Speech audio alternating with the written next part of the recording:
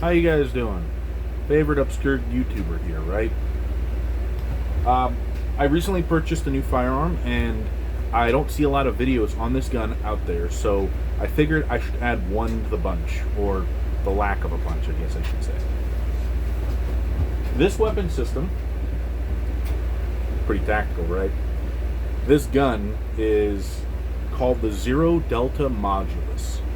And first, let me go ahead and tell you my reasoning in buying this gun, and then I'll show it to you. I wanted a Glock 19, but I cannot stand the fact that the Glock 19 can be defeated with a flame, with a torch. I could fall on a Glock 19 wrong, and I'm not really a fat guy, but I could fall on a Glock 19 wrong, and it could crack and break, or if you leave it out, your dog, and if you can see right over there, I'm sure you can't see, but that's a picture of my dog, Ruger. He's a Doberman Pit Bull. And he chews on stuff sometimes. So if I bought a Glock 19 and left it out, he would probably eat my damn gun. So I always wanted a metal Glock. And the past few years, I've been on this crusade, if you will, looking for that holy grail of firearm. And I eventually settled, I'm not going to lie, and I settled for a Glock 26. It is not loaded currently. Magazine's just in, but anyway. Glock 26, ghost ring sights. I got the clip for reasons. TLR 6, this is a TLR 6 light laser combo.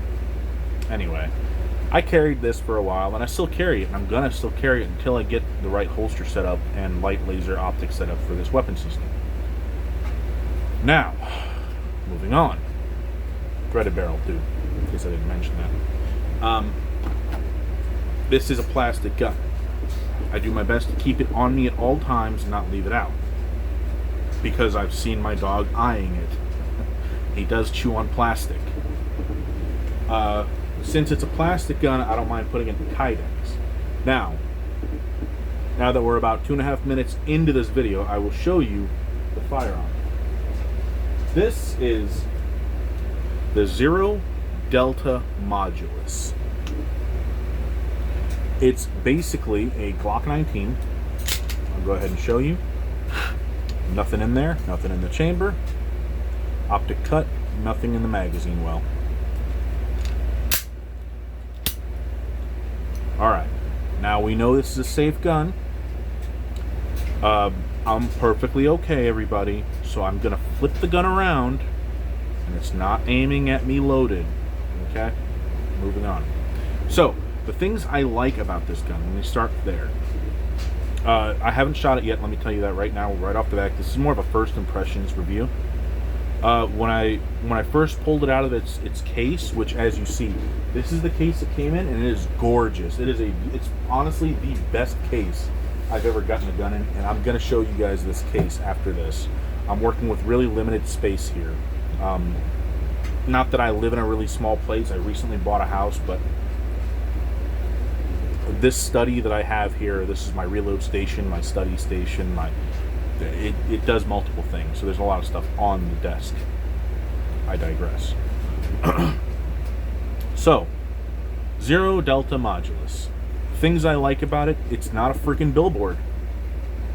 I cannot stand guns that are billboards. I can't stand a gun that it says Ruger all the way across the side. The only Rugers I like are metal frame Ruger revolvers, because if you look at the bulk of them, most of them, the safety warnings and stuff, they're under here, so you can't really see them. They're under like the under the barrel, I guess you'd call it.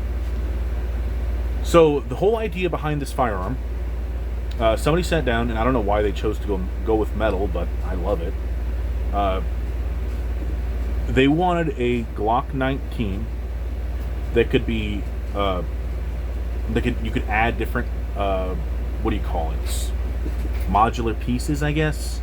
You can add different back straps, front straps, and dust covers on the frame to allow it to shoot Glock 17 slide, use Glock 17 slide, and have a Glock 17 length grip, You can choose finger grooves or no finger grooves. You can even get a beveled magazine well. So for competition, so it's basically your concealed carry, competition, and duty gun all in one. It's not a Glock 26, so you can't go that small. I don't know why they skimped out on that. If they could go Glock 26, 19, and 17 size pistol, perfect. I guarantee you that would sell pretty quick. But moving on, the optic that it's cut for their specific optics. It's proprietary to them, so it's not an RMR cut. I know people usually just use the word RMR as like a blanket term for optic cut. It's not cut for an RMR, but it is cut for an optic. They make different adapters. Here's the catch though, those adapters are about $150. When you can go online and probably find a slide cut for the optic that you want for about $200, I don't see that being a viable option, especially when you consider the fact that if you buy their optic adapter and put it on this, I'm not entirely sure that it will co-witness, so that's kind of a ding on the gun. It's one thing I don't like. Another thing I don't like, and I don't know if you could see it, I'm pretty sure you can't. There's like a little mark right there on my hand, and that's not from shooting the gun, that's actually from wrapping the slide. I get slide bite. However, I would get slide bite with regular Glock 19s anyway. I have to get the extended beaver tail back strap. Only issue with that is it's about $110 last I checked. So that's another ding on the gun. Kind of, I guess. I expected that. I'm going to end up wanting to get the finger grooves as well, calculate out those two. It's going to be about $150 just to get those two. And once I do, I'm going to glue everything down. That was one of the complaints that people had on this gun, is that they think after shooting it for a while, everything's just going to come apart. The trigger is a very nice trigger. It's definitely not a Glock stock trigger. It feels really crisp, really clean. Its reset is pretty short. It doesn't feel like you're breaking a piece of glass. It feels more like you're pulling a rubber band, which, if you ask me, that's my favorite kind of trigger. I hate people's obsessions with triggers. I'm not going to digress into that too much, but I personally believe that if you just shoot the same trigger, use the same trigger for years and years, you're going to get good, regardless. Doesn't matter if it's a 50-pound trigger. You could shoot a Nagant revolver really well if you shoot it enough. But anyway, moving on. I have to give the finish on this gun an 8 out of 10. And one of the people that I'm making this for probably already seen the issue with the finish. And I've watched this person's YouTube videos quite a bit, enough to know that he's going to see this and he is going to just flip if he had this gun. If the gun came to him in this condition, he would freak out. And that's, you see that little pin right there? Let me get a light on that. See that little pin? Yeah. There's a ding on the pinhole. That doesn't bother me. To me, it's a tool. I want it to look nice, I want it to feel nice, and I want it to function. But little dings and scratches, I look at it as the same way a samurai would look at dings and scratches on a samurai sword. If it's fresh and clean, you need to go get it dirty. And that's the way that works.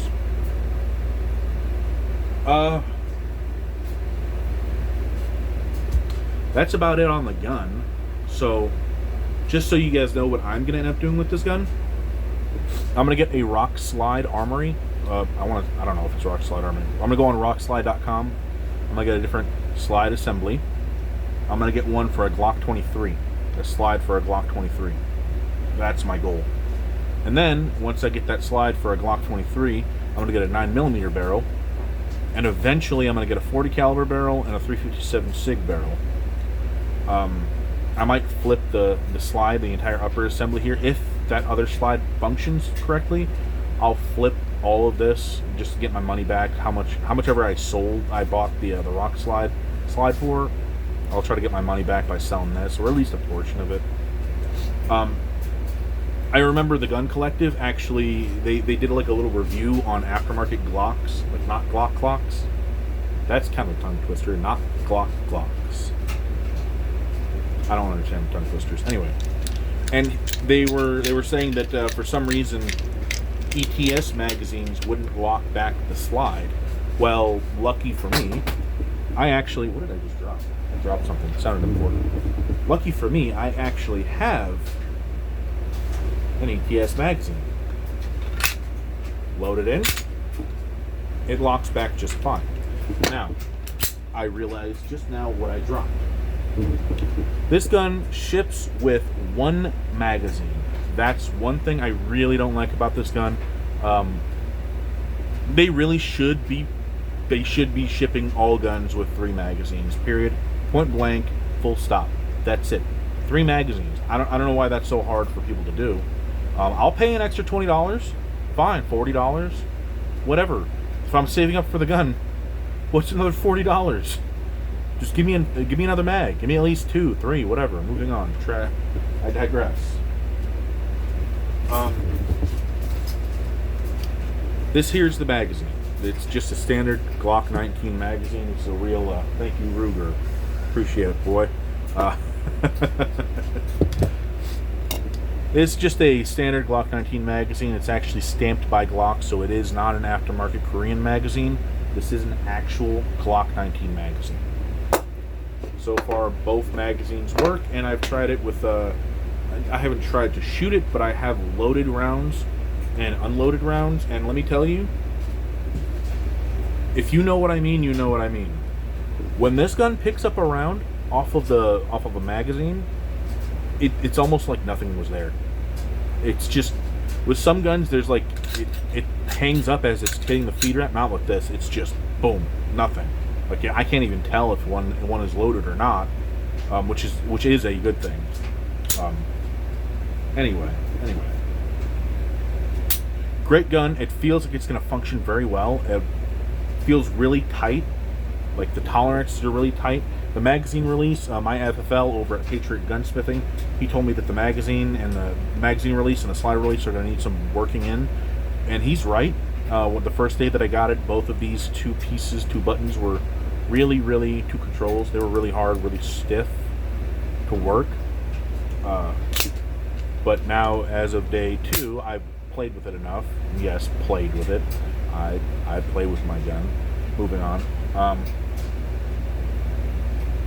I played with it enough that the buttons have worked their ways in. That the springs have actually kind of loosened up a little bit. They chilled out. All right. Now I am for real done with the gun. Now onto the case.